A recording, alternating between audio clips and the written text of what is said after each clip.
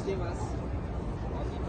Ya'ni Rasululloh sollallohu alayhi vasallamning eng yaqin do'stlari yana bilanamiz. Kim edi? Abu Bakr Siddiq roziyallohu anhu. Abu Bakr Siddiq roziyallohu anhuni masjidlari mana shu.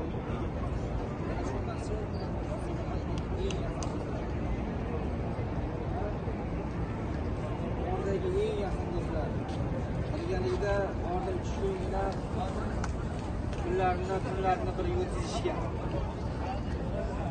Bu yerda Abu Bakr Siddiq roziyallohu anhu nima qiladilar? Bu yerda ko'proq suhbatchalari bo'lardi. Suhbatchalarda o'tirib, mana shu yerda ko'proq kimgadir zarur bo'lib qolsa, ana shu yerga kirib bemalol yangilanib istay bo'ladi. Masjidda hech kim adashib bo'lmaydi. Aylaninglar, o'rgilinglar. Aylaninglar. Chunki bu yerda shungina mehmonxona. Faqat kelib, mana shu yerda namoz o'qib qaytib ketavermanglar. Oldiga o'tib, sizlar salom eshigiga kirmaysizlar, ayollar. Erkaklar kiradi. 24 soat salom eshigi ochiq. Hozir bu yerdan tanishamiz.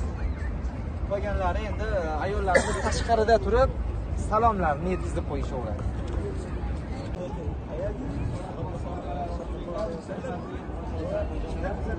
Mana endi bizga nima nasib qilyapti? Rasulimizga salom berishlik nasib qilyapti.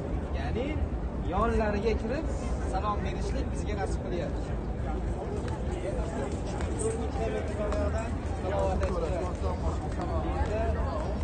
Ana ham yaqinroqdan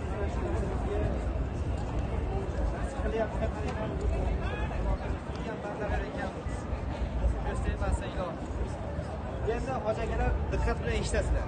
Ya'ni hojilar tashqaridan salom berishadi, hojilar ichkariga kirishadi. Ya'ni salom eshigi, bobi salom deymiz.